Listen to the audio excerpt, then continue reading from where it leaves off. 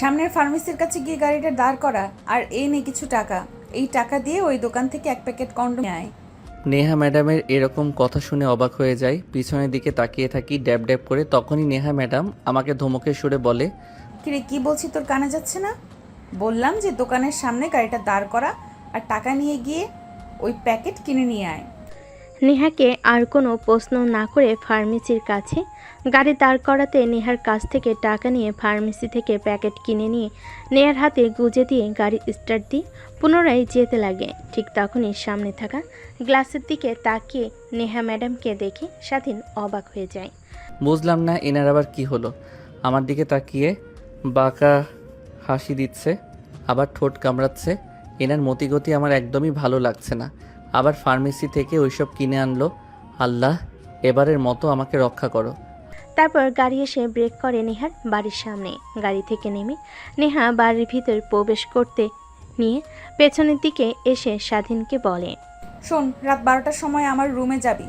যদি না যাস তাহলে কিন্তু তোর খবর আছে, তোর চাকরি থেকে বের করে দেব।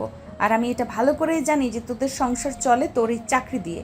যদি তোর চাকরি চলে যায় তাহলে তোর পরিবারকে নিয়ে তোকে পথে নামতে হবে। আচ্ছা ম্যাম, যাব। বাট আপনি এত রাতে আপনার রুমে ডাকছেন কেন? সেটা না হয় তুই রাতেই আমার রুমে আসলে জানতে পারবি। কথাটা বলে নেহা চলে যায় তার রুমে। কেন জানি স্বাধীনের তার বাবা মাকে দেখতে অনেক ইচ্ছে করে, তাই গাড়ি স্টার্ট দিয়ে পুনরায় তার বাসায় চলে যায়। বাসার সামনে গাড়ি রেখে ভেতরে প্রবেশ করতে দেখে তার মা রান্না করছে, পাশে তার ছোট বোন পড়ছে। মা দেখো, ভাইয়া এসেছে। ভাইয়া, তুমি আমার জন্য কি নিয়ে এসেছো? চকলেট নিয়ে আসো নাই? আমি আমার ছোট্ট পরিটার জন্য কখনো চকলেট আনতে ভুলে যাই নাকি? এই নাও চকলেট। আর হ্যাঁ, একদমই বেশি খাবে না। আজকে একটা খাবে, কালকে একটা, না হলে দাঁতে কিন্তু পোকা লাগবে।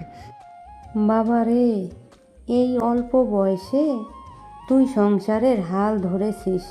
তোর বাবার অবস্থা দিন দিন অবনতি হচ্ছে। আজকে হসপিটালে নিয়ে গিয়েছিলাম। ওনারা বলেছে যদি 1 মাসের মধ্যে হার্ট অপারেশন না করি তাহলে তোর বাবাকে আর বাঁচানো যাবে না।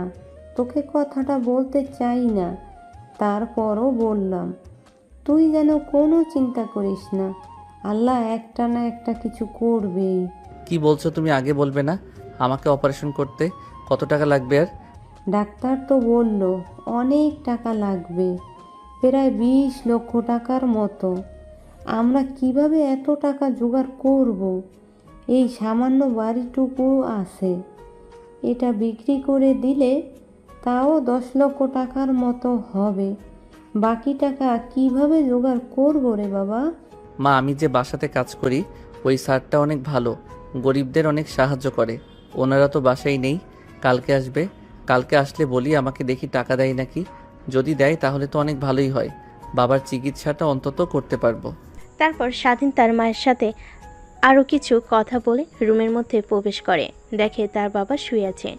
স্বাধীন তার বাবার পাশে গিয়ে বসে মাথায় হাত বুলিয়ে দিতে লাগে। ঠিক তখনই মিটমিট করে তাকায় স্বাধীনের বাবা। স্বাধীন মুচকি একটা হাসি দিতেই স্বাধীনের বাবা কান্না করে স্বাধীনের দুহাত জড়িয়ে ধরে বলে, বাবা তুই প্লিজ আমাকে ক্ষমা করে দে। এই বয়সে তোর যেখানে লেখাপড়া করার কথা আর তুই করছিস চাকরি, আমাকে বাঁচানোর জন্য সংগ্রাম করছিস, প্লিজ আমাকে ক্ষমা করে দিস তুই। কি বলছো তুমি? আমার কাছ থেকে ক্ষমা চাইছো কেন? তুমি আমার বাবা, তোমাকে চিকিৎসা করার জন্য সংগ্রাম করব না তো অন্য কারোর জন্য? আর এসব কথা বলবে না। আর চিন্তা করো না, তুমি খুব দ্রুতই সুস্থ হয়ে উঠবে, আগের মতোই হাঁটা চলাফেরা করতে পারবে। তারপর স্বাধীন তার বাবার সঙ্গে বেশ কিছুক্ষণ কথা বলে খাবার দাবার খেয়ে গাড়ি নিয়ে সোজা নিহার বাসায় চলে আসে। তারপর পার্কিং লটে গাড়ি রেখে তাকে থাকার জন্য যে রুম দিয়েছে ওখানে চলে যায়। রুমিকে এপাশ ওপাশ করে ঘুমানোর চেষ্টা করে, কিন্তু তার দু চোখে ঘুম আসে না। রাত 12টার সময় নেহা যেতে বলেছে কেন, আর দোকান থেকে ওই প্যাকেট কিনলো কি দরকার? ও আবার যদি না যায় তাহলে এই চাকরি থেকে বের করে দেবে। এখন কি করবে? এই চাকরি অনাহারে জগতে চাকরি পাওয়া বড়ই দোষকর। ভাবতে ভাবতেই কোথা দিয়ে যে রাত 12টা হয়ে যায় স্বাধীন টেরই পায় না। ঠিক তখনই তার ফোনে কল আসে। ফোনটা হাতে নিয়ে দেখে নেহা ফোন করেছে। আসসালামু আলাইকুম ম্যাম। ওয়ালাইকুম আসসালাম। রুমে আয়। কিন্তু কেন এত রাতে আপনার রুমে যাব, কেউ দেখে ফেললে উল্টাপাল্টা কথা বলবে। তোকে যা করতে বলেছি করবি, না হলে সোজা আমার বাড়ি থেকে বের হয়ে যাবি, বুঝতে পারছিস তুই? স্বাধীন আর কোনো কথা না বলে রুম থেকে বের হয়ে গুটি গুটি পায়ে বড় বাড়ির ভিতরে প্রবেশ করে। তারপর নেহার রুমের সামনে চলে যায়। দরজার কড়া নাড়তেই ওপাশ থেকে নেহা বলে, ভেতরে আয়, দরজা খোলা আছে। ভিতরে প্রবেশ করে দেখে নেহা নেই। ওয়াশরুম থেকে পানি পড়ার শব্দ আসছে। স্বাধীন বুঝতে পারে নেহা ওয়াশরুমে গিয়েছে। স্বাধীন তাই সেখানেই দাঁড়িয়ে থাকে। প্রায় 5 মিনিট পর নেহা নাইট ড্রেস পরে ওয়াশরুম থেকে বের হয়। স্বাধীন নেহার দিকে তাকিয়ে অন্যদিকে চোখ ফিরিয়ে নেয়। তো নেহার শরীরে পোশাক পরা থেকে না পরাটাই ভালো। পুরো শরীরের প্রত্যেকটা অঙ্গ প্রত্যঙ্গ দেখা যাচ্ছে। ম্যাম, আপনি আমাকে এত রাতে আপনার রুমে আসতে বলেছেন কেন? যদি কেউ দেখে ফেলে তাহলে স্যার শুনলে আমাকে চাকরি থেকে বের করে দেবে। আরে এত ভয় পাচ্ছিস কেন? আসল কাজ তো শুরুই করিনি এখনো। আর চিন্তা করিস না, কেউ বাবা মাকে কিছু বলবে না, সবাই ঘুমিয়ে পড়েছে, শুধু আমি আর তুই বাদে। কথাটা বলেই নেহা স্বাধীনের কাছে চলে আসে। তারপর স্বাধীনের ঠোঁটে নেহা তার আঙ্গুল স্পর্শ করতে লাগে। স্বাধীন রীতিমতো ঘেমে একাকার হয়ে যায়। ম্যাম, এসব কি করছেন? প্লিজ আমাকে ছেড়ে দেন। আপনার মতলব আমার একদমই ভালো লাগছে না। তোকে কি ছেড়ে দেওয়ার জন্য ধরেছি আমি? যা করছি তুই দেখে যা আর রেসপন্স কর, না হলে তোর কিন্তু খবর আছে, এই বলে দিলাম। কথাটা বলে নেহা স্বাধীনের শরীরের বস্নকাতর জায়গাগুলোতে স্পর্শ করতে লাগে। স্বাধীন পুতুলের মতো দাঁড়িয়ে আছে। কিরে, তুই ছেলে মানুষ নাকি অন্য কিছু? আমি এত কিছু করছি তারপরও তোর কোনো রেসপন্সই দেখছি না। আচ্ছা ওয়েট, দরজা লাগিয়ে দিয়ে আসি, না হলে কেউ আবার দেখে ফেলতে পারে। তারপর নেহা কি দরজা লাগিয়ে দিয়ে আসে। স্বাধীন তখনও পুতুলের মতো সেখানে দাঁড়িয়ে থাকে। নেহা এসে স্বাধীনকে পিছন থেকে শক্ত করে জড়িয়ে ধরে ঘাড়ে অনবরত কিস করতে লাগে। ধ্যাৎ, আমি একটা মেয়ে, তোর এত কাছে আসছি আর তোর কোনো রেসপন্স নেই। দেখুন ম্যাম, আমি গরিব ঘরের ছেলে। আপনাদের অনেক টাকা পয়সা আছে, কিন্তু আমাদের টানে সামান্য কিছু টাকার জন্য আপনার বাসায় এসে কাজ করি। আর আপনি আমার সঙ্গে এই কাজ করতে পারেন না। স্যার ম্যাডাম আমাকে অনেক বিশ্বাস করে, আমি তাদের বিশ্বাসের বড় ক্লাবে করতে চাই না। প্লিজ আমাকে ছেড়ে দেন, আমি আমার রুমে যাব। দেখ, একদম না বোঝার মতো কথা বলবি না। মজা তুইও নিলি, আমিও নিলাম, বিনিময়ে তোকে কিছু টাকাও দিলাম, সমস্যা নেই। নেহা টাকার কথা বলতে স্বাধীনে মনে পড়ে যায় তার বাবাকে চিকিৎসা করানোর জন্য অনেক টাকার প্রয়োজন। নেহাকে বলবে নাকি চিন্তা করতে থাকে। এটা দেখে নেহা বলে, কি ভাবছিস? দেখ, কেউ জানতে পারবে না। আমি আর তোর মধ্যে সীমাবদ্ধ হয়ে থাকবে, আর দুইজন অনেক এনজয় করতে পারবো। তোকে বিনিময়ে কিছু টাকাও দেব, তুই টেনশন নিস না। বাবা মা কেউ জানতে পারবে না। প্লিজ ম্যাম, আমাকে যেতে দিন। আমার বাবার চিকিৎসা করানোর জন্য অনেক অনেক টাকা দরকার, তাও আবার 1 মাসের মধ্যে। আমি যেভাবেই পারি টাকা জোগাড় করে আমার বাবার চিকিৎসা করাবই। প্লিজ আমাকে যেতে দেন। কথাটা বলে নেহার কাছ থেকে নিজেকে ছাড়িয়ে নেয় স্বাধীন। তারপর দরজা খুলে বাইরে বের হতে যাবে। ঠিক তখনই পেছন থেকে নেহা শার্টের কলার চেপে ধরে ঝাটকা টান দিতে স্বাধীন তাল সামলাতে না পেরে খাটের উপর গিয়ে পড়ে যায়। নেহা গিয়ে স্বাধীনের উপর বসে পড়ে। 2 হাত দিয়ে স্বাধীনের 2 হাত শক্ত করে ধরে ফেলে। আমার মনে আর দেহে আগুন লাগিয়ে দিয়ে তুই বাহিরে যাবি, তা তো আর হতে দেব না। আমাকে শান্ত করে তবেই যাবি, না হলে তোর খবর আছে। তুই যেহেতু কিছু করবি না, দেখ আমি কি করতে পারি। কথাটা বলে নেহা স্বাধীনের ঠোঁটের সঙ্গে ঠোঁট লাগিয়ে চুষতে লাগে। প্রায় 5 মিনিট পর নেহা স্বাধীনকে ছেড়ে দেয়। নিজেও হাঁপাতে লাগে, স্বাধীনও হাঁপাতে লাগে। তারপর স্বাধীনকে নেহা শক্ত করে জড়িয়ে ধরে বলতে লাগে, তুই কেন বুঝিস না? তোকে আমার খুব দরকার। আচ্ছা ওয়েট, তোর বাবাকে চিকিৎসা করানোর জন্য কত টাকা লাগবে? কেন, আপনি সেটা শুনে কি করবেন? বলতে বলেছি বলবি। এত রাগ দেখাচ্ছিস কাকে তুই? হ্যাঁ, ভুলে যাস না, আমি কিন্তু মারলে কি আর মেয়ে তোকে চাইলে কিন্তু চাকরি থেকে বের করে দিতে পারি। 20 লক্ষ টাকা লাগবে, আর ভাবতেই পারতেছি না কিভাবে এই 1 মাসের মধ্যে 20 লক্ষ টাকা জোগাড় করব। তোর বাবার চিকিৎসা করানোর জন্য যত টাকা লাগবে আমি দেব, বিনিময়ে তোকে আমার একটা কাজ করে দিতে হবে। নেহার মুখ থেকে এমন কথা শুনে স্বাধীন অবাক হয়ে যায়। নেহার দিকে প্রশ্নবোধক দৃষ্টি নিক্ষেপ করে বলে, আমি আমার বাবাকে বাঁচানোর জন্য যে কোনো কাজ করতে রাজি আছি। আপনি শুধু আমার বাবার চিকিৎসা করানোর জন্য 20 লক্ষ টাকা দিন। আপনি যদি বলেন আমার জীবন আপনাকে দিয়ে দিতে, সেইটাই দিয়ে দিব। তোর জীবন দিতে হবে না, তোর যৌবনটা আমাকে দিলেই চলবে। কথাটা বলে নেহা তার নিজের ঠোঁট কামড়াতে লাগে। স্বাধীন বুঝতে পারে নেহা কি বোঝাতে চাচ্ছে। আচ্ছা ম্যাম, এইসব করা তো একদমই শরীয়ত মোতাবেক হারাম। আর আপনি যেহেতু এত ইচ্ছে, স্যারকে বলুন আপনাকে বিয়ে দিয়ে দিতে, তখন স্বামীর সঙ্গে দিনরাত থাকতে পারবেন। লুকিয়ে লুকিয়ে এইসব করতে হবে না। ধ্যাৎ, তাহলে তো হয়েই গেল। আর একটা ছেলে কখনোই এক নারীতে আসক্ত হতে পারে না। যেরকম এক খাবার দিয়ে কখনোই খাওয়া সম্ভব না, ভিন্ন ভিন্ন দরকার। ঠিক এক এক সময় এক এক ছেলেকে টেস্ট করতে হয়, বুঝলি? আচ্ছা ম্যাডাম, আপনি এত বাজে দেখে তো একদমই ওই রকম মনে হয় না। ড্রিঙ্কস করেন, নেশা করেন, এটা কমন, কিন্তু এইসব আল্লাহ জানে কতটা ছেলের সঙ্গে শুয়েছেন। নেহার স্বাধীনের কথা শুনে কেন জানি ভীষণ রাগ উঠে যায়। নিজের রাগকে আর কন্ট্রোল করতে না পেরে ঠাস ঠাস করে স্বাধীনের গালে 2টা থাপ্পড় বসিয়ে দেয়। তারপর রাগের দৃষ্টিতে কিছুটা স্বাধীনের দিকে ঝুঁকে বলতে লাগে, দেখ, তোর কাছ থেকে কোনো কথা শুনতে আমি রাজি না। তোকে যা বলেছি করবি নাকি সেটা বল। না করলেও আমি জোর করে নিয়েই ছাড়বো। তোকে আমার মনে ধরেছে। আর হ্যাঁ, একটা কথা, তুই প্রথম যে কিনা এই নেহার দেহ ভোগ করবি। ঠিক তখনই স্বাধীনের চোখে ভাসতে লাগে তার বাবার হাসি মাখা মুখটা। স্বাধীন বুঝতে পারে কোনোভাবেই এই মাসের মধ্যে কেন আগামী 10 বছরও 20 লক্ষ টাকা কোনোভাবেই জোগাড় করতে পারবে না। এখন শুধুমাত্র নেহার সত্যটা মানলেই তার বাবাকে চিকিৎসা করা সম্ভব। কি হলো, তুই তোর বাবাকে বাঁচাতে চাস না? আর যদি তুই আমার সঙ্গে এই কাজটা না করিস, তাহলে তুই যেখানেই যাস আমি তোর চাকরি করতে দেব না। সবখানে গিয়ে সবাইকে মানা করে দিব, আর দেখবো তুই তোর বাবাকে কিভাবে চিকিৎসা করাস। স্বাধীন বুঝতে পারে সে ফেঁসে গেছে। নেহার সত্ত্বে রাজি হয়ে যাওয়া ছাড়া কোনো উপায় নেই। তাই স্বাধীন বলে, আচ্ছা ঠিক আছে, আমি আপনার সব শর্তে রাজি আছি। তাহলে শোন, প্রথম শর্ত, কোনো মেয়ের দিকে একদমই তাকানো যাবে না আমি ব্যতীত। দ্বিতীয় শর্ত, আমি যখন বলবো যেইভাবেই হোক তোকে আমার রুমে আসতে হবে, আর আমাকে সুখ দিয়ে তবে তোকে যেতে হবে। এর আগে গেলে তোর বাবাকে আমি মেরে ফেলবো। তৃতীয় শর্ত, একদমই এই বিষয়ে কাউকে বলবি না। চতুর্থ শর্ত, আমার বান্ধবীরা আসলে ওদের কাছ থেকে সব সময় দূরে দূরে থাকার চেষ্টা করবি, কারণ ওরা আমার থেকে বেশি লুচ্ছি। ঠিক আছে।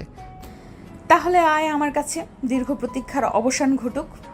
তারপর স্বাধীন ধীরে ধীরে নেহার দিকে যেতে লাগে। এক পর্যায়ে নেহার শরীর থেকে সম্পূর্ণ পোশাক খুলে ফেলে স্বাধীন। প্রত্যেকটা স্থানে কিচ করতে লাগে। স্বাধীনের প্রত্যেকটা স্পর্শে কেঁপে উঠতে লাগে। এক পর্যায়ে নেহা বলে ওঠে, ড্রয়ারের মধ্যে ওইটা আছে। তারপর এর আগে একদমই যদি উল্টাপাল্টা কিছু হয়ে বাচ্চা পেটে চলে আসে তখন কি হবে? তারপর স্বাধীন ড্রয়ার খুলে প্যাকেটটা বের করে নেহাকে সুখ দিতে লাগে। দুজন হারিয়ে যায় ভালোবাসার এক অটল গভীরে। ভালোবাসা বললে ভুল হবে। দুই শরীরের লালসায় পড়া এক মেয়ের তার বাবাকে চিকিৎসা করানোর জন্য এত টাকা প্রয়োজনে এক ছেলে এভাবে কেটে যেতে লাগে প্রায় 3 ঘন্টা। নেহা স্বাধীনের বুকের উপর শুয়ে থাকে, ঘন ঘন নিঃশ্বাস ফেলতে লাগে। স্বাধীনে কেন জানি নিজের অজান্তে তার চোখ দিয়ে 2 ফোঁটা পানি বের হয়ে যায়। স্বাধীন তার হাতের উল্টো পিঠ দিয়ে মুছে ফেলে। বান্ধবীদের কাছ থেকে শুনেছি এইটাতে নাকি অনেক সুখ, কিন্তু কখনো বিশ্বাস করিনি। আজ হাড়ে হাড়ে উপলব্ধি করতে পারলাম। এর জন্যই ওরা বলতো বিশ্বাস কর, তুই প্রথম ছিলি। এই দেখ তার প্রমাণ। তারপর নেহা স্বাধীনকে বিছানার চাদরে দেখাতে লাগে রক্তের ছিটা পড়ে আছে।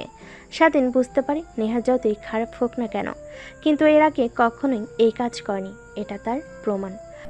আমি এত সুখ কখনো ভাবতেও পারিনি এইটার মধ্যে। চল বিয়ে করে ফেলি, লুকিয়ে লুকিয়ে এইসব করা থেকে ভালো, তাই না? তোকে আর হারাতে চাই না আমি।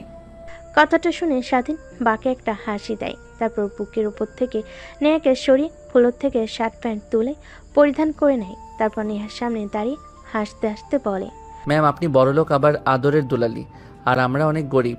আমি হয়তোবা আপনার দেহের লালসা কমাতে পারবো, কিন্তু আপনার চাহিদা না। আপনি প্রত্যেক দিন খরচ করেন 1 লক্ষ টাকার উপরে, আর জানেন আমার 1 লক্ষ টাকা ইনকাম করতে 6 মাস লেগে যায়। আর হ্যাঁ, আপনার শর্তের কথা যেন মনে থাকে, আমার বাবার চিকিৎসা করাতে চেয়েছেন। মনে আছে কালকে সকালে তুই বলিস তোকে ব্যাংক থেকে টাকা তুলে দেব, আর যাস না? আর একবার চল না। স্বাধীন নেহার আর কোনো কথা না শুনে এক প্রকার দৌড়ে রুম থেকে বের হয়ে যায়। নেহা খাটের পর শুয়ে থেকে স্বাধীনকে দৌড়ে রুম থেকে বের হয়ে যেতে দেখে হাসতে লাগে। তারপর খাট থেকে উঠে বিছানার চাদর সরিয়ে অন্য একটি চাদর পেরে ওয়াশরুমে চলে যায় ফ্রেশ হওয়ার জন্য। ফ্রেশ হয়ে রুমে এসে ঘুমিয়ে পড়ে। অন্যদিকে স্বাধীন নিজের রুমে গিয়ে ফ্রেশ হয়ে ঘুমিয়ে পড়ে। পরের দিন সকালবেলা স্বাধীনের ঘুম ভাঙে অনেক দেরিতে। শোয়া থেকে উঠে ব্রাশ হাতে নিয়ে টি শার্ট আর ছোট প্যান্ট পরে বাইরে চলে যায়, গাড়ি ধুতে লাগে। অন্যদিকে নেহা কফির মগ হাতে নিয়ে বেলকনিতে এসে দাঁড়ায়, স্বাধীনের দিকে অপলক দৃষ্টিতে তাকিয়ে থাকে। হঠাৎ স্বাধীনের নজর ওই দিকে যেতেই চোখ সরিয়ে নেয়। গাড়ি পরিষ্কার করে রুমে চলে আসে, ফ্রেশ হয়ে পোশাক পরিবর্তন করে বাইরে গাড়িতে বসে অপেক্ষা করতে লাগে, কারণ একটু পর নেহা কলেজে যাবে। যেই কথা সেই কাজ, নেহা বাহিরে আসে কলেজে যাওয়ার জন্য। আজকে অনেক লেট হয়ে গেল, একটু একটু তাড়াতাড়ি যাবি। ঠিক আছে ম্যাম। তারপর স্বাধীন গাড়ি স্টার্ট দিয়ে যেতে লাগে। নেহার কলেজের দিকে যাবার সময় স্বাধীন অনেকবার ব্যাক গ্লাসে লক্ষ্য করেছে নেহা তার দিকে তাকিয়ে থাকে। কলেজের বাইরে গাড়ি ব্রেক করতে নেহা থেমে যায়। শোন, 2টা ক্লাস করে বাসায় যাব, ভালো লাগছে না আমার। তুই এইখানেই অপেক্ষা করবি, কোথাও যেন না যাস, মনে থাকে যেন। ঠিক আছে ম্যাম। তারপর নেহা কলেজের ভিতর প্রবেশ করে। স্বাধীন সকালে না খাওয়াই অনেক ক্ষুধা লাগে, পাশে থাকা একটা দোকানে গিয়ে কলা পাউরুটি কিনে খেতে লাগে। অন্যদিকে নেহা কলেজে প্রবেশ করতে তার বান্ধবীরা নেহার দিকে এগিয়ে আসে। কিরে, কাজ হয়েছে কি? আর বলিস না, এত ভীতু যা বলার মতো না। হয়তো বা ওর প্রথম দিন ছিল, একটু খুব একটা মজা নিতে পারে নাই, রাখ সেই সকল কথা। চল ক্লাসরুমে যাই। দেখ, তোর আনন্দ ফুর্তি করা শেষ হয়ে গেলে আমাকে দিবি, আমি একদম পার্মানেন্ট করে রাখবো। খুব পছন্দ হয়েছে আমার। তোর বাবার যদি ড্রাইভার প্লাস বডিগার্ড না হতো, তাহলে আমি আমার বাসায় ওকে রেখে দিতাম ড্রাইভার হিসেবে। মুকে বাবা, তোদের কথা মাথায় থাকবে আমার। তারপর নেহার বান্ধবীরা নেহাকে অনেক কথা বলতে লাগে। অন্যদিকে নেহার অনেক রাগ হতে লাগে আর বান্ধবীর কথা শুনে কিন্তু কিছুই বলে না। দেখতে দেখতে 2টা ক্লাস শেষ করে বাইরে চলে আসে। নেহার সব বান্ধবীরা নেহার সামনে বসতে যাবে, এর আগে নেহার আরেকটা বান্ধবী সামনে বসে পড়ে। নেহা বলতে গিয়েও কিছু বলতে পারে না। তারপর স্বাধীনকে রেস্টুরেন্টে যেতে বলে নেহার বান্ধবী। গাড়ির বক্সে গান লাগিয়ে নাচতে লাগে। অন্যদিকে স্বাধীন ড্রাইভিং করছিল মন দিয়ে। ঠিক তখনই পাশ থেকে নেহার বান্ধবী স্বাধীনের পায়ের উপরে অনেকবার হাত রাখে, বারবার স্বাধীন সরিয়ে দিল মানে না। নেহা এইটা দেখে অনেকটা রেগে যায়, কিন্তু কাউকেই কিছু বুঝতে দেয় না। রেস্টুরেন্টের সামনে গিয়ে গাড়ি ব্রেক করতে নেহা আর তার বান্ধবীরা সবাই বের হয়ে খাবার খেতে লাগে। তারপর খাওয়া দাওয়া করে সবে যে যার বাসায় চলে যায়। নেহাকে নিয়ে স্বাধীন নেহার বাসার দিকে রওনা হয়। রাস্তার মধ্যে স্বাধীন ড্রাইভিং করতে করতে নেহাকে বলে, ম্যাম, সাথী ম্যামকে আর সামনে বসতে দিবেন না। ড্রাইভিং করতে অনেক ডিস্টার্ব করে। উনি শুধু আজকে নয়, পড়ার সময় উনি সামনে বসে আমার পায়ে হাত রাখে, অনেক বাজে বাজে ইশারা করে। আর ম্যাম, আপনি যে বললেন আমার বাবার চিকিৎসা করানোর জন্য টাকা দেবেন ব্যাংক থেকে তুলে। নেহার কথা মতো স্বাধীন ব্যাংকের সামনে গাড়ি ব্রেক করে। নেহা ব্যাংকের ভিতর ঢুকে প্রায় 20 মিনিট পর হাতে একটা ব্যাগ নিয়ে বের হয়। স্বাধীনের দিকে এগিয়ে দিয়ে বলে, ঠিক আছে, ওকে বলে দেব তোর সঙ্গে আর যেন ওই ব্যবহার না করে। আর সামনের ব্যাংকটাতে ব্রেক কর, তোকে টাকা উঠিয়ে দিচ্ছি। এই ব্যাংকের ভেতরে 20 লক্ষ টাকা আছে, তোর বাবাকে চিকিৎসা করাবি। আর শোন একটা কথা, তোকে যে আমি এতগুলো টাকা দিয়েছি কেউ যেন জানতে না পারে। ঠিক আছে ম্যাম, আপনি অনেক বড় উপকার করলেন আমাকে। আচ্ছা ম্যাম, আপনাকে একটা কথা বলি, রাগ না করলে। আচ্ছা বল, রাগ করবো না। আপনি তো পারলেই আমাকে এমনিতে এতগুলো টাকা দিতে পারতেন, তাহলে অযথা অবৈধ সম্পর্ক করার মানে কি ম্যাডাম? দেখেন, আমি টাকা পাওয়ার পর এটা বোঝাতে চাচ্ছি না যে আপনার শর্ত মানতে নারাজ, কিন্তু একটা কথাই বলবো, এই পৃথিবীতে চিরকাল বাঁচবেন না, একদিন না একদিন মরে যেতে হবে। তখন আল্লাহর কাছে গিয়ে কি জবাব দেবেন? স্বাধীনের কথা শেষ না হতেই স্বাধীনের ফোন বেজে ওঠে। মায়ের নাম্বার দেখে নেহার কাছ থেকে পারমিশন নিয়ে রিসিভ করে কানের কাছে ধরতে ওপাশ থেকে কান্নার কণ্ঠ শুনতে পাই। স্বাধীন তড়িঘড়ি করে গাড়ি ব্রেক করে নেহার সিট বেল্ট পরে, তেমন কিছু হয় না। বাবা, কই তুই? তোর বাবা কেমন যেন করছে, বুকে 2 হাত দিয়ে চেপে ধরেছে আর নিঃশ্বাসটি নিতে কষ্ট হচ্ছে তার। প্লিজ বাসায় আয়। আচ্ছা মা, আসছি আমি এখনই। তারপর স্বাধীন অশ্রুসূচক দৃষ্টিতে নেহার দিকে তাকিয়ে বলে, ম্যাম, প্লিজ কিছু মনে করবেন না। আপনি কি হেঁটে বাসায় যেতে পারবেন? আমার বাবা অনেক অসুস্থ, তাকে নিয়ে এখন যদি হাসপাতালে না যাই তাহলে মারা যাবে সে। অনুগ্রহ করে যদি আপনাদের গাড়িটা আমাকে দিতেন তাহলে বাবাকে হাসপাতালে ভর্তি করে আপনার বাড়িতে গাড়ি দিয়ে আসতাম। প্লিজ ম্যাম, না বলবেন না। এই অল্প সময়ের মধ্যে আমি অ্যাম্বুলেন্স কিংবা গাড়ি জোগাড় করতে পারবো না। আরে না, সমস্যা নেই, চল আমিও যাব তোর সঙ্গে তোর বাড়িতে। তোর বাবাকে হসপিটালে ভর্তি করে তবে তোর সঙ্গে বাসায় ফিরবো। তারপর স্বাধীন তার চোখের পানি মুছে গাড়ি স্টার্ট দিয়ে চড়ে যেতে লাগে তার বাড়ির দিকে। একটু পর স্বাধীন বাসায় চলে আসে। দরজা দিয়ে ভিতরে ঢুকে স্বাধীন তার বাবাকে পাজাকলা করে বাইরে নিয়ে আসে। তারপর গাড়ির ভিতর বসিয়ে দিয়ে স্বাধীন মা তার বাবাকে জড়িয়ে ধরে স্বাধীন তার ছোট বোনকে যাওয়ার সময় বলে, বোন, তুই থাক, আর বাবাকে নিয়ে চিন্তা করতে হবে না। আমি বাবার অপারেশনের জন্য টাকা জোগাড় করেছি। তুই বাড়িটার দিকে একটু লক্ষ্য রাখিস। একটু পরে এসে তোকে হসপিটালে নিয়ে যাব আমি। স্বাধীনের কথা শুনে তার ছোট বোন মাথা ইশারা দিয়ে হ্যাঁ বোঝায়। তারপর স্বাধীন গাড়ি স্টার্ট দিয়ে চলে যায় সোজা হসপিটালে। স্বাধীন গাড়ির পিছন থেকে তার বাবাকে বের করে সোজা আইসিইউতে চলে যায়। ভিতরে ভর্তি করে দিয়ে অপারেশন করার জন্য টাকা কাউন্টারে জমা দিয়ে দেয়। অপারেশন থিয়েটারের সামনে পায়চারি করতে লাগে স্বাধীন। 5 ঘন্টা পর আইসিইউর রুমের মধ্যে থেকে একটা ডাক্তার বেরিয়ে আসে। স্বাধীন তড়িঘড়ি করে ডাক্তারের কাছে গিয়ে বলে, আঙ্কেল, আমার বাবা এখন কেমন আছে? তোমার বাবা একদম বিপদমুক্ত আছে, আর সময় মতো অপারেশন করাইয়ে তোমার বাবার কন্ডিশন একদম আগের মতো হয়ে যাবে। কোনো টেনশন করো না। আর একটু পর তুমি আমার কেবিনে আসো, কিছু মেডিসিনের নাম লিখে দিই, ওইগুলো সময় মতো খাওয়ালে আশাবাদী তোমার বাবা খুব শীঘ্রই সুস্থ হয়ে যাবে। ডাক্তারের কথা শুনে স্বাধীনের অনেক ভালো লাগে। তার নিজের দেহ দিয়ে যদি তার বাবাকে সুস্থ করতে পারে, এটা তার কাছে অনেক কিছু। ঠিক তখনই মনে পড়ে যায় নেহার কথা। 5 ঘন্টা হলো বাইরে বসে আছে। দৌড়ে বাইরে চলে যায়। দেখে নেহা এখনও গাড়ির মধ্যে বসে আছে। সেদিন দরজা খুলে নেহাকে বলে, তার সরি ম্যাম, আসলে মাথায় আপনার কথা ছিলই না। বাবাকে আইসিইউতে ভর্তি করে দিলে টাকা থাকায় সঙ্গে সঙ্গে অপারেশন শুরু হয়, আর আপনার কথা মনে নাই আমার, তাই সেখানে দাঁড়িয়েছিলাম। Sorry, I am really sorry madam. আরে সরি বলতে হবে না, চল এখন বাসায়। তারপর স্বাধীন গাড়ি স্টার্ট দিয়ে পুনরায় যেতে লাগে নেহার বাড়ির দিকে। একটু পর নেহাকে নামিয়ে দিয়ে নেহার কাছ থেকে বিদায় নিয়ে সোজা তার বাসায় চলে আসে। স্বাধীন তার ছোট বোনকে নিয়ে হসপিটালে চলে যায়। আবার নার্সের কাছে স্বাধীন তার বাবার কথা জিজ্ঞেস করে একটা কেবিন দেখিয়ে দেয়। তারপর স্বাধীন কেবিনে প্রবেশ করে নিজের অজান্তে চোখ দিয়ে খুশির পানি বের হতে লাগে। দেখে তার বাবা তার মার সঙ্গে কথা বলছে। বাবা, তুই এসেছিস? কত সময় হলো তোকে খুঁজছি। আমি কিন্তু পারছি না। আয় আমার পাশে বয়। আর তুই আমার অপারেশন করানোর জন্য এতগুলো টাকা কোথা থেকে পেলি? আমি যে বাসাতে কাজ করি বডিগার্ড প্লাস ড্রাইভার হয়ে, উনি অনেক ভালো। তোমার কথা বলতেই আমাকে টাকা দিয়ে দেয়। কে এই ব্যক্তি যে আমাদের একের পর এক সাহায্য করে চলেছে? একটাবার অনেক দেখা করতে ইচ্ছে করছে। তুমি সুস্থ হও বাবা, তোমার সঙ্গে আমি দেখা করিয়ে দিব। আচ্ছা ওয়েট, তুমি থাকো, আমি ডাক্তারের কাছ থেকে কিছু ওষুধ লিখে দিব বলেছিল, ওইটা নিয়ে আসি। আর তোমার খারাপ লাগলে তখন আর আমাকে বলবো, হ্যাঁ? তারপর স্বাধীন রোজা ডাক্তারের কেবিনে চলে যায়। ডাক্তারের কাছ থেকে প্রেসক্রিপশন নিয়ে বাইরে চলে আসে। স্বাধীন তার বাবার জন্য ওষুধ, কিছু ফলমূল আর তাদের খাওয়ার জন্য বিরিয়ানি নিয়ে হসপিটালে আসে।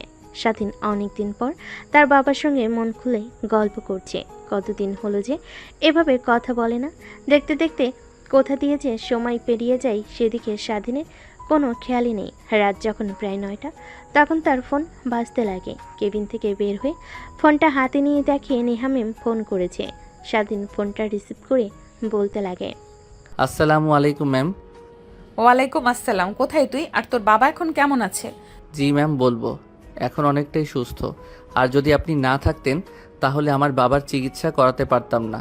অনেক অনেক ধন্যবাদ ম্যাম আপনাকে। ধন্যবাদ দিতে হবে না, তোকে যা বলেছি শুধু সেই শর্তগুলো মেনে চললেই হবে। ও আচ্ছা, তাহলে আমাকে বাসায় আসতে হবে আপনার। ওয়েট, একটু পর বাবার কাছ থেকে বিদায় নিয়ে আসছি।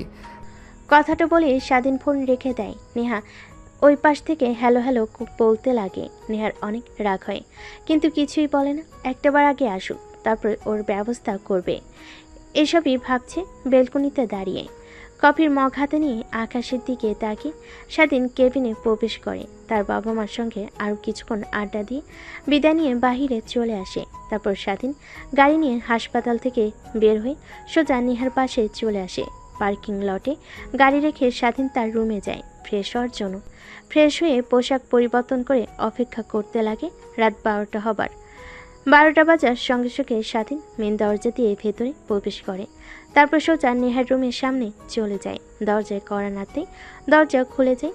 স্বাধীন আর অনুমতি না নিয়ে ভিতরে প্রবেশ করে। দরজা লাগিয়ে যে পিছনে ফিরবে অমনি নেহা স্বাধীনকে ঠাস ঠাস করে 2টা থাপ্পড় লাগিয়ে দেয়। এই জন্যই তোর মতো ছোট লোকের বাচ্চাদের মাথায় তুলতে চাইনি। সামান্য ছাড় দিছি আর মাথায় উঠে বসছিস, তাই না? আমার অনুমতি না নিয়ে তুই রুমে প্রবেশ করলি কেন? আর তোর সাহস কি করে হয় আমার কথা শেষ না হতেই ফোন রেখে যাস? কি ভাবছিস তুই? তোর সঙ্গে ভালো ব্যবহার করছি দেখে তুই পার পেয়ে যাবি? না মানে ম্যাম সরি, তখন ওইভাবে কথা বলার জন্য আর অনুমতি না নিয়ে আসার জন্য। হয়েছে, এখন আর তোর কোনো কথাই শুনতে চাচ্ছি না।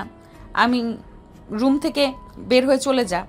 স্বাধীন মাটির দিকে তাকিয়েছিল, হঠাৎ নেহার দিকে তাকিয়ে দেখে ওই দিনের মতো পাতলা নাইট ড্রেস পরে আছে। ভিতরে সব কিছুই দেখা যাচ্ছে। কেন জানে স্বাধীনের অনেক লোভ হতে লাগলো। ধীরে ধীরে স্বাধীন নেশার ঘরে তলিয়ে যেতে লাগলো, যে নেশা নারীর। এই কুত্তার বাচ্চা, কি বলছি তোর কানে যাচ্ছে না? তোকে রুম থেকে চলে যেতে বলেছি, আবার আমার দিকে এইভাবে তাকিয়ে আছিস? তুই আমার কেনা গোলাম, এখন থেকে তোকে যখন যা বলবো তাই করবি, আমার পারমিশন মতো চলবি। তোকে কি ফোন করে আসতে বলেছি আমি? তুই আমার রুমে এসেছিস। নেহার কথাগুলো যেন স্বাধীনের কান অব্দি পৌঁছালো না। অবলোক দৃষ্টিতে তাকিয়ে থাকে নেহার দিকে। নেহা খানিকটা ভয় পেয়ে যায় স্বাধীনের তাকানো দেখে। স্বাধীনের কাছে এসে ঠাস ঠাস করে থাপ্পড় দিয়ে বলে, কি বলছি তোকে, তুই শুনতে পারছিস না নাকি? রুম থেকে বের হয়ে যা। নেহার কাছ থেকে থাপ্পড় পেয়ে নেহার কাছ থেকে থাপ্পড় খেয়ে স্বাধীন আরও রাগ উঠতে লাগে। তারপর সেখানে আর না দাঁড়িয়ে দরজার দিকে আসতে লাগে। দরজার কাছে এসে দরজা লাগিয়ে দেয়, কিন্তু সেটা বাড়ি থেকে না, ভেতর থেকে। নেহা গিয়ে সোফায় বসে পড়ে। সামনের দিকে তাকাতেই অবাক হয়ে যায়। কিরে, তোকে কি বললাম তোর কানে যায়নি? বললাম রুম থেকে চলে যা, এখনো দাঁড়িয়ে আছিস আবার আমার দিকে তাকিয়ে আছিস। নেহা অনবরত স্বাধীনকে উল্টাপাল্টা কথা বলেই চলেছে, কিন্তু স্বাধীন নেহার কথায় কোনো পাত্তা দেয় না। তারপর নেহার দিকে গুটি গুটি পায়ে এগিয়ে আসতে লাগে। নেহা এটা দেখে খানিকটা ভয় পেয়ে যায়। ধীরে ধীরে নেহার যত কাছে আসে স্বাধীন তত কিছু করতে লাগে। এক পর্যায়ে দেওয়ালের সাথে পিঠ ঠেকে যায়। দেখ, একদম ভালো করছিস না তুই, কিন্তু তোকে এই পৃথিবী থেকে চিরতরে মুছে ফেলবো যদি আমার দিকে আর একবারও আসছিস। কেন ম্যাম? আপনার তো শরীরের অনেক ভালো খিদা মিটিয়ে দিচ্ছি। নেহা কোনো কিছু বুঝতে না পেরে পাশে থাকা টি টেবিলের উপরে থাকা ল্যাম্পপোস্টটা স্বাধীনের দিকে ছুঁড়ে মারে। স্বাধীন হাত দিয়ে ধরে ফ্লোরে রেখে দেয়। অনবরত নেহার দিকে এগিয়ে যেতে লাগে। এক পর্যায়ে নেহার কাছে এসে স্বাধীন নেহার দুহাত শক্ত করে মুখ বন্ধ করে নেয়। দেখ, তুই কিন্তু তোর লিমিট ক্রস করছিস, ভালো হবে না কিন্তু, এই বলে দিলাম। ছেড়ে দে আমাকে, না হলে তোর বাবাকে, তোর পরিবারকে আর তোকে মেরে ফেলবো। কিন্তু আমি আমার ভালো রূপ দেখেছিস, কিন্তু ভয়ঙ্কর রূপ দেখিসনি। নেহার কথার কোনো জবাব না দিয়ে স্বাধীন অনবরত নেহার শরীরে স্পর্শ করতে লাগে। স্বাধীনের প্রত্যেকটা স্পর্শে নেহা কেমন যেন শিহরণ হতে লাগলো। এক পর্যায়ে স্বাধীন নেহাকে কিস করতে লাগে। প্রথমে নেহা বাধা দিলেও পরে নেহার বাধা দেয় না, স্বাধীনের সঙ্গে রেসপন্স করে। তারপর নেহাকে খাটের উপর ফেলে দেয়। নেহার শরীর থেকে এক এক করে পোশাক খুলতে লাগে। আজ স্বাধীনের দিকে তাকিয়ে ভাবতে লাগে, এর আবার কি হলো যে কিনা আমার কথার উপরে কখনো কথা বলেনি, যখন যা করতে বলেছি তাই করেছে। আজ এই ভয়ঙ্কর রূপ ধারণ করেছে, এর হাত থেকে বাঁচা তো দুষ্কর হয়ে যাবে। এমন কি করে ফেলেছি আমি ওকে? তারপর স্বাধীন ও নেহাকে শক্ত করে জড়িয়ে ধরে নিমিষেই দুজন হারিয়ে যায় ভালোবাসার এক অতল গভীরে। প্রথমে নেহা বাধা দিলেও পরবর্তীতে আর বাধা দেয় না। পরের দিন সকালবেলা নেহা নিজেকে আবিষ্কার করে স্বাধীনের বুকে। নেহার কেন যেন অনেক ভালো লাগা কাজ করে। শোয়া থেকে না উঠে স্বাধীনকে শক্ত করে জড়িয়ে ধরে আবার ঘুমিয়ে পড়ে। অন্যদিকে স্বাধীনের ঘুম ভাঙতে নেহাকে তার শরীর ওপর থেকে সরিয়ে স্বাধীন সোজা তার রুমে চলে আসে আর ভাবতে লাগে, দেখ, কালকে আমার কি হয়েছিল, নেহা ম্যামের সঙ্গে একদমই কাজটা ঠিক করা হয়নি। ও নিজের রাগী ওনার পারমিশন না নিয়ে ওনার সঙ্গে জোর জবরদস্তি করেছি। উনি যদি আমার কিংবা আমার পরিবারের কোনো ক্ষতি করে তখন কি হবে? না, ম্যামের কাছ থেকে ক্ষমা চাইতে হবে, না হলে উনি আবার যে কোনো সময় রেগে আমার পরিবারের উপর কিংবা আমার উপরে আক্রমণ করতে পারে। তারপর স্বাধীন ওয়াশরুমে চলে যায়, ফ্রেশ হয়ে গোসল করে বাইরে চলে আসে। বাইরে এসে গাড়ি পরিষ্কার করতে লাগে। প্রত্যেক দিনে নাই নেহা কফির মগ নিয়ে বাইরে এসে দাঁড়িয়ে স্বাধীনের দিকে তাকিয়ে থাকে। অবশ্য এই তাকিয়ে থাকায় নেহাকে স্বাধীনের প্রতি দুর্বল করে তুলেছে। স্বাধীন দেখেও না দেখার ভান করে গাড়ি পরিষ্কার করতে লাগে। তারপর রুমে গিয়ে ফ্রেশ হয়ে সোজা নেহার রুমের সামনে গিয়ে দরজা কড়া নাড়তে লাগে। নেহা দরজা খুলে স্বাধীনকে দেখতে পেয়ে খানিকটা অবাক হয়ে যায়। কিরে, তুই এখানে এত সকালে? কিছু কি হয়েছে? তোর বাবার চিকিৎসার জন্য আরও টাকা লাগবে নাকি? না ম্যাম, আই এম সরি। আসলে আপনার সঙ্গে রাতে অনেক জোর জবরদস্তি করে ফেলেছি। আমি নিজের মধ্যে ছিলাম না, কেমন যেন হয়ে গিয়েছিলাম। প্লিজ আমাকে ক্ষমা করে দিন। আরে না, আমি কিছুই মনে করিনি, বিশ্বাস কর। প্রথম দিনের থেকে তুই আমার সঙ্গে জোর করে যে করেছিস, ওই দিন আরও বেশি মজা পেয়েছি, তাই তো কিছু মনে করিনি। আর একটু পর আমি বের হব, আমার এক বান্ধবীর বাসায় যাব। আমাকে নামিয়ে দিয়ে তুই তোর বাবার কাছে চলে যাস। অবশ্য কালকে তোকে ওইভাবে কথাটা না বললেও পারতাম। তোর জায়গায় আমি থাকলে ঠিক একই কাজ করতাম। তারপর নেহার কাছ থেকে স্বাধীন নিচে চলে আসে, গাড়িতে বসে অপেক্ষা করতে লাগে। নেহার আসার প্রায় 5 মিনিট পর নেহা এসে গাড়িতে উঠে পড়ে। তারপর স্বাধীনকে অ্যাড্রেস বলতে সেই দিকে যেতে লাগে। অবশ্য নেহার সব বান্ধবীদের বাসা স্বাধীনের চেনা আছে। এক পর্যায়ে নেহার দেওয়া অ্যাড্রেস অনুযায়ী স্বাধীন গিয়ে গাড়ি দাঁড় করায়। নেহা গাড়ি থেকে বের হয়ে স্বাধীনকে বলে, যা, আর আমি যখন ফোন করব তখন এই লোকেশনে আবার চলে আসবি। তারপর স্বাধীন গাড়ি স্টার্ট দিয়ে চলে যায় হসপিটালে তার বাবার কাছে। অন্যদিকে নেহা তার বান্ধবীর বাসে গিয়ে বান্ধবীদের সঙ্গে আনন্দ করতে লাগে। ঠিক তখনই নেহার বান্ধবী নেহাকে বলে, কিরে, তোর কেনা গোলামের কি খবর? আজকে তো বাইরে তোর জন্য অপেক্ষা করতে দেখছি না, কই গিয়েছে? আরে, তোকে ফোন করে বললাম না, ওর বাবার চিকিৎসার জন্য টাকা লাগবে 20 লাখ, আমি ওটা দিয়েছি। আর ওকে বলেছি আমি যখন যা বলবো তখন সে করবে। এতে ছেলেটাও রাজি হয়ে গিয়েছে। একটা কথা কি জানিস, ছেলেটার মধ্যে কিছু তো একটা আছেই। কেন জানি দিন দিন ওর প্রতি দুর্বল হয়ে যাচ্ছি। আগে ওকে দেখলে অনেক রাগ হতো আমার, কিন্তু এখন ওকে না দেখলে কেমন যেন লাগে। মনে হয় এক নজর না দেখতে পারলে আমার বুকটা ফেটে যায়। আরে মামা, বুঝতে পারছিস না? এইটাই তো ভালোবাসার প্রথম ধাপ। তার মানে তুই ওই ছেলেটাকে ভালোবেসে ফেলেছিস? আমি আবারও ভালোবাসা অসম্ভব। জীবনে একজনকেই ভালোবেসে অনেক কষ্ট পেয়েছি, দ্বিতীয়বার পেতে চাই না আমি। এর থেকে এইভাবেই দিব্যি চলে যাব। আরে, যার জন্য আশা, কই ওকে আসতে বলিসনি? ওর সারপ্রাইজগুলো রেডি করে চল। আসলে নেহার বান্ধবীর জন্মদিন আজ, তাই তাকে সারপ্রাইজ দেওয়ার জন্য সবাই মিলে নেহার এক বান্ধবীর পাশেই এসেছে, সব কিছু রেডি করছে। অন্যদিকে স্বাধীন হসপিটালে গিয়ে তার বাবা মা আর বোনের সঙ্গে কথা বলতে লাগে। এইভাবে অনেকটা সময় পার হয়ে যায়। অন্যদিকে নেহা তার বান্ধবীদের সঙ্গে কেক কেটে আনন্দ করতে লাগে। এক পর্যায়ে নেহা সব বান্ধবীরা মিলে ট্রুথ আর ডেয়ার গেমস খেলতে লাগে। এভাবে পেরিয়ে যায় অনেকটা সময়। দেখতে দেখতে বিকেল হয়ে যায়। ঠিক তখনই নেহার ফোনে কল আসে। মা, কোথায় তুই? বিকেল হয়ে গেছে, এখনো বাসায় আসছিস না যে? আগে বলো, তোমরা কোথায়? বাসায় এসেছো কি? হ্যাঁ, আমি আর তোর মা তো গ্রাম থেকে বাসায় চলে এসেছি। সকালে আসার পর থেকেই তোকে দেখছি না, এত বেলা হয়ে গেল তাও বাসায় ফিরছিস না। কোথায় আছিস তুই? জলদি বাসায় ফিরে আয়, কতদিন হলো তোকে দেখি না। আচ্ছা, তুমি একটু ওয়েট করো, আমি আসছি। একটা বান্ধবীর বাসায় আছি। তারপর নেহা ফোন রেখে দেয়, স্বাধীনকে ফোন করে আসার জন্য। একটু পর স্বাধীন চলে আসে। তারপর নেহাকে নিয়ে বাসায় চলে আসে। নেহা তার বাবা মাকে দেখলে দৌড়ে এসে জড়িয়ে ধরে। অনেক দিন হলো দেখা হয় না।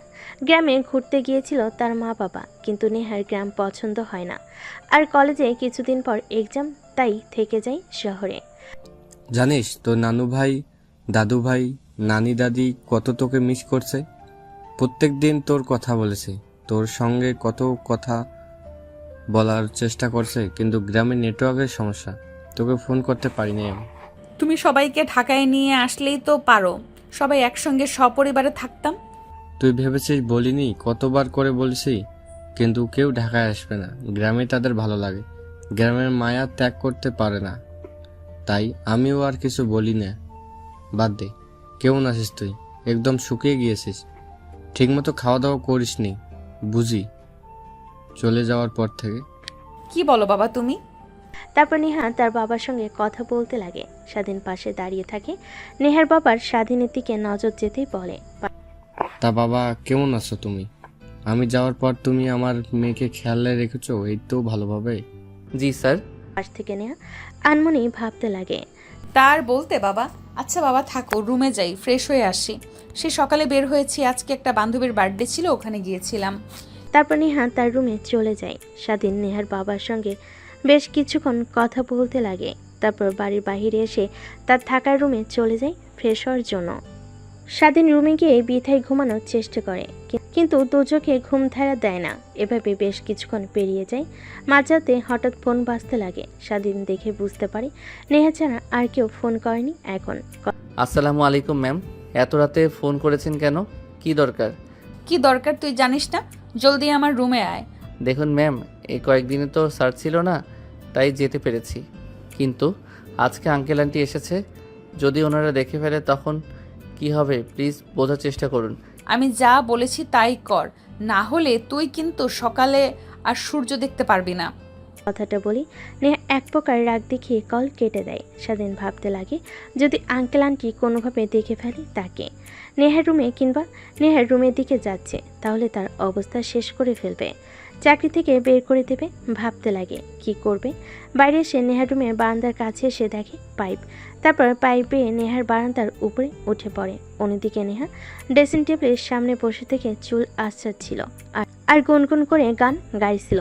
স্বাধীন বেলকনি থেকে নেহার দিকে অপলক দৃষ্টিতে তাকিয়ে থেকে ভাবতে লাগে কি অদ্ভুত চেহারা, মায়াবী তার চাহনি, কেন এই কাজ করতে হবে?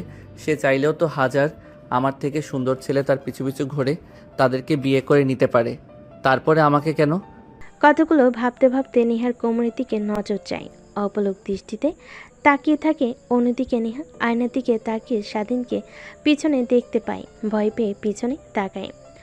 কিরে তুই রুমের মধ্যে কখন আসলি? আর ব্যালকনিতে কেন, কিভাবে গেলি তুই? পাইপ বেয়ে উপরে উঠছি, না হলে যদি আঙ্কেল আন্টি দেখতে পেতো তাহলে কি করতো আমার? এর জন্য দ্বিতীয় পন্থা। ভালো করেছিস, আয় আমার কাছে। কথাটা বলেই নেহা ড্রেসিং টেবিলের সামনে থেকে স্বাধীনের কাছে চলে যায়। স্বাধীনের কলার চেপে ধরে নিজের কাছে নিয়ে এসে ফিস ফিস করে বলতে লাগে, ভেবে নিয়ে যে বাবা দেখে ফেললো আমাদেরকে এক রুমে, তখন কি হবে ভাবতে পারছিস? কি আর হবে, আপনাকে কিছুই বলবে না, আমাকে মেরে বাড়ি থেকে বের করে দেবে। কিন্তু আমি আর তোকে ছাড়ছি না। এই যে শক্ত করে জড়িয়ে ধরেছি, আজীবন ধরে রাখতে চাই। থাকবি তো আমার সাথে নাকি? নেহার কথা শুনে স্বাধীনের মুখে বাঁকা হাসি রেখা টেনে বলে, ম্যাম, আমি হয়তো আপনার দেহে লালসা দমাতে পারবো, কিন্তু আপনাকে বা গরিব ঘরের ছেলে আমি আপনাকে ভরণ পোষণ করার মতো সামর্থ্য আমার নেই। আপনি কি ভাবছেন তা বুঝতে পারছি, আমি কিন্তু সেই ভাবনাটা একদম মাথা থেকে ঝেড়ে ফেলেন না, না হলে আপনার এই ক্ষতি হবে। আর আমি তো আপনাকে কথা দিয়েছি যে আপনি যখন যা বলবেন তাই করব। তারপরে মিথ্যা কোনো সম্পর্কে মরে জড়াবেন আপনি। আমার কিছু লাগবে না, তোকে লাগবে। এই অল্প কিছু দিনে বুঝতে পেরেছি, হারে হারে টের পেয়েছি। চল আমরা কালকে বিয়ে করে ফেলি, এইটা আমাদের জন্য ভালো হবে। তখন আর লুকিয়ে লুকিয়ে দেখা করতে হবে না আমাদের। হা বাদ দিন ম্যাম, এখন যার জন্য ডেকেছেন সেইটা করেন। কথাটা বলে স্বাধীন নেহাকে শক্ত করে জড়িয়ে ধরে এক এক করে নেহার শরীর থেকে কাপড় খুলতে লাগে। স্বাধীন কেন জানি স্বাধীনের প্রত্যেকটা স্পর্শে কেঁপে কেঁপে উঠতে লাগে। আজকে তো প্রথম নয়, তারপর কেন এমন লাগছে? তার পরপরই স্বাধীন নেহাকে নিয়ে খাটের উপর পড়ে যায়। নিমিষেই হারিয়ে যায় দুজন ভালোবাসার অতল গভীরে। অন্যদিকে নেহার বাবা রাতের অনেক পানি পিপাসা লাগে। টেবিলের উপরে গ্লাস ফাঁকা দেখে পানি নেওয়ার জন্য নিচে নামতে লাগে। নেহার রুমের কাছে আসতেই গোংরানোর শব্দ শুনতে পাই। নেহার বাবা নেহার রুমে আরেকটু কাছে গিয়ে দরজার সঙ্গে কান লাগিয়ে স্বাধীন আর নেহার ফিসফিসে কথা শুনতে পাই। নিমিষে নেহার বাবা রেগে লাল হয়ে যায়, যেন স্বাধীনকে সে কাছে পেলে কাছে চিবিয়ে খাবে। তারপর নিচে চলে যায় পানি খাওয়ার জন্য। পানি খেয়ে নিচে বসার রুমে বসে অপেক্ষা করতে লাগে স্বাধীনের আসার। অনেকক্ষণ সময় পার হয়ে গেলেও স্বাধীনের নাম গন্ধ নেই। তাই নিচে আর না বসে থেকে নেহার রুমের দিকে অগ্রসর হয়। নেহার রুমে গিয়ে দরজায় কড়া নাড়তে লাগে। কোন দিকে স্বাধীন ক্লান্ত হয়ে নেহার উপরে শুয়েছিল। ঠিক তখনই দরজার কর্নারে ধ্যান ভেঙে যায় দুজনে। তারপর তড়িঘড়ি করে নেহার উপর থেকে উঠে পড়ে স্বাধীন। ফ্লোর থেকে প্যান্ট আর শার্ট নিয়ে পরিধান করে নেয়। নেহ তাড়াতাড়ি পোশাক পরে নেয়। দরজার কাছে গিয়ে স্বাধীন বেলকনির পাইপ দিয়ে নেমে যেতে বলে দরজা খুলে দেয়। হাম ফালাতে ফালাতে নেহা তার বাবাকে বলে, কি হয়েছে বাবা? এত রাতে তুমি? কি কোনো সমস্যা হয়েছে? আরে না মা, কিছুই হয়নি। ঘুমা, এমনি দেখলাম ঘুমিয়েছিস কি না তুই। কথাটা বলে নেহার বাবা নেহার রুমে উকি মারে। দেখে নেহার কাঁথার অবস্থা এলোমেলো। নেহার বাবা বুঝতে পারে, তাই নেহার রুমের সামনে থেকে চলে আসে। তার রুমে গিয়ে বেলকনিতে দাঁড়ায়। ঠিক তখনই দেখতে পাই স্বাধীন নিচ দিয়ে হেঁটে যাচ্ছে। নেহার বাবার অনেক রাগ হয়, কিন্তু বুঝতে দেয় না। নেহা দরজা আটকে স্বস্তির একটা নিঃশ্বাস ফেলে এভাবে পেরিয়ে যায় রাতটা। পরের দিন সকাল হতেই নেহার বাবা তার রুম থেকে বের হয়ে বাইরে চলে আসে। স্বাধীন গাড়ি পরিষ্কার করছিল। ঠিক তখনই পাশ থেকে নেহার বাবা পত্রিকা হাতে নিয়ে পড়তে পড়তে স্বাধীনকে উদ্দেশ্য করে বলে, একটা জিনিস কি, আমি ছোট থেকে কখনো কাউকে অবহেলা করিনি, সবাইকে ভালোবেসেছি। তোমাকে বিশ্বাস করে আমার বাড়িতে থাকতে দিয়েছে। একটা কথা মনে রাখবে, কখনো তোমার বিশ্বাসের অমর্যাদা করো না, তাহলে ওই দিনেই হবে তোমার শেষ দিন। কথাটা মনে রেখো। আর শুনলাম তোমার বাবা নাকি অসুস্থ, চিকিৎসা করানোর জন্য অনেক টাকা লাগবে। তুমি নাকি চিকিৎসা করিয়েছো, এত টাকা কোথা থেকে পেয়েছো তুমি? নেহার বাবার কথা শুনে স্বাধীন আমতা আমতা করে বলে, না মানে আঙ্কেল, মানে মানে করতে হবে না, যা সত্যি তাই বলো। আমি সত্যিকে অনেক ভালোবাসি, কিন্তু মিথ্যা কথা একদমই সহ্য করতে পারি না। মানে স্যার, নেহা ম্যামকে কথাটা বলতেই আমাকে টাকা দেয়, কিছু শর্ত দেয়, সেটা না বলি। সেই টাকা দিয়ে বাবার চিকিৎসা করেছি। নেহা ম্যাডাম বলেছে আমি এই বিষয়টা কাউকে যেন না বলি। আচ্ছা যাও, ঠিক আছে, আমি কাউকেই বলবো না। তারপর নেহার বাবা রুমের মধ্যে চলে যায়। ভাবতে লাগে স্বাধীনকে চাকরি থেকে বের করে দেবে কিনা। কিন্তু তখনই তার পরিবারের কথা মনে আসে। স্বাধীন একমাত্র পরিবার চালানোর জন্য টাকা উপার্জন করে।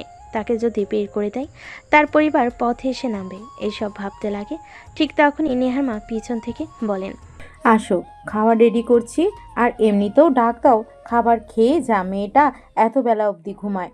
তারপর নেহার বাবা নেহার রুমে কর্নারতে দরজা খুলে দেয়। দেখেন নেহা গোসল করে চুল শুকাচ্ছে। তারপর নেহা তার বাবার সঙ্গে কিছু কথা বলে নিচে চলে আসে খাবার খাওয়ার জন্য। টেবিলে বসে খাবার খাচ্ছিল।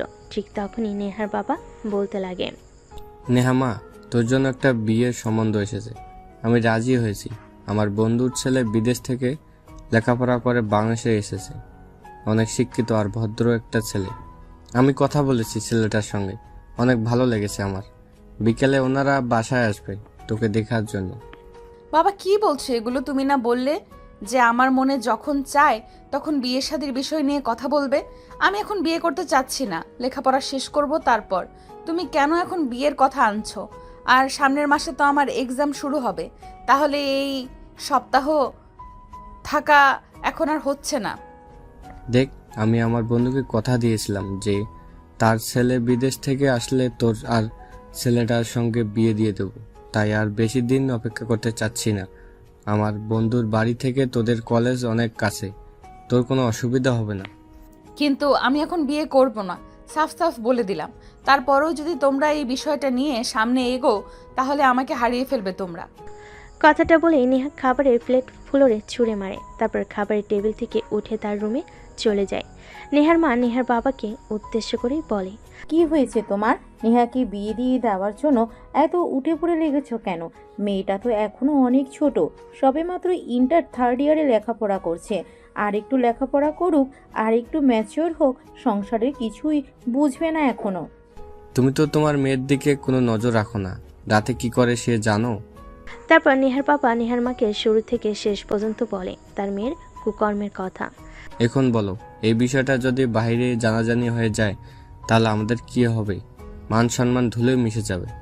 সামান্য একটা বডিগার্ড হয়ে আমার মেয়ে, আমার বলতেও লজ্জা লাগে। স্বাধীনকে তো কখনো এরকম মনে করিনি। অনেক ভালো ছেলে, আমার সামনে আসলে সব সময় মাটির দিকে তাকিয়ে থাকতো। ওর নজরে কখনো আমি কুদৃষ্টি দেখিনি। কিন্তু কেন এমনটা করলো? এর মাঝে তোমার মেয়ের নিশ্চয়ই কোনো ষড়যন্ত্র আছে। না হলে ছেলেটাকে চাকরি থেকে বের করে দেওয়ার ভয় দেখিয়েছে, না হলে অন্য কিছু।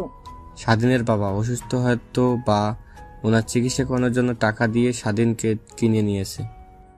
আমার মনে হয় কি ছেলেটাকে যদি বুঝিয়ে বলি তাহলে নিশ্চয়ই বুঝতে পারবে। রাতে তুমি একটাবার ওকে রুমে আসতে বলো আমাদের, তারপর ওকে বোঝালে ঠিকই বুঝতে পারবে। তাই করতে হবে, তারা ছাড়া দ্বিতীয় কোনো উপায় দেখছি না আমি। তারপর নেহা রেগে রুমে চলে যায়। পোশাক পরিবর্তন করে কাঁধে ব্যাগ নিয়ে কলেজে যাওয়ার জন্য বাইরে চলে আসে। স্বাধীনকে ফোন করতে স্বাধীন খাবার খাওয়া বাদ দিয়ে হাত ধুয়ে চলে আসে গাড়ির কাছে। দরজা খুলে দিতে নেহা ভিতরে প্রবেশ করে। স্বাধীন গাড়ি স্টার্ট দিয়ে কলেজের দিকে যেতে লাগে। কলেজে যাব না, কাজী অফিসের দিকে চল। ঠিক আছে, কিন্তু ম্যাম কাজী অফিসে যাবেন কেন? কারোর কি বিয়ে? হ্যাঁ, বিয়ে আমার আর তোর। হ্যাঁ, ভালো কি? কথাটা বলে স্বাধীন জোরে সোরে গাড়ি ব্যাক করে। নেহা তার হাত দিয়ে কপাল বাঁচিয়ে নেয়। স্বাধীন পিছনের দিকে তাকিয়ে বলে, ম্যাম কি বলছেন এসব? মাথা ঠিক আছে আপনার? আমি সামান্য একটা ছেলে আর আপনি মালিকের মেয়ে। এই সম্পর্কটা কখনো মানার নয়। আর আঙ্কেল আন্টি শুনতে পারলে অনেক কষ্ট পাবে, তারা প্লিজ না। আজ পর্যন্ত আমি যা চেয়েছি তাই পেয়েছি। তুই জানিস আমার বিয়ে ঠিক করেছে বাবা তার বন্ধুর ছেলের সঙ্গে। আমি তোকে ছাড়া অন্য কাউকে বিয়ে করতে পারবো না। তুই আমার প্রথম, তো তুই আমার শেষ। ম্যাম এখন আপনি আবেগের মধ্যে আছেন, যখন আবেগ ফুরিয়ে যাবে তখন আবার ঠিক হয়ে যাবেন। আমি বলি কি, এই বিষয়টা নিয়ে এখন না ভাবাই উচিত। চলেন বাসায় যাই, বাসায় গিয়ে আপনি রেস্ট নেন, তারপর না হয় ভেবে নিয়েন। ভাবা ভাবি শেষ। তোকে যা করতে বলেছি তাই করবি। কাজী অফিসে যাবি, আমাকে বিয়ে করবি। তোর কি মনে নেই আমি যে তোকে শর্ত দিয়েছিলাম আমার কথা তোর মানতে হবে? হালে হলে তোকে যা করতে বলি না কেন। কিন্তু ম্যাম বিয়ের মতো একটা পবিত্র সম্পর্ক নিয়ে এভাবে না খেলা উচিত না। এতে আপনার আর আমার দুজনের ক্ষতি হবে।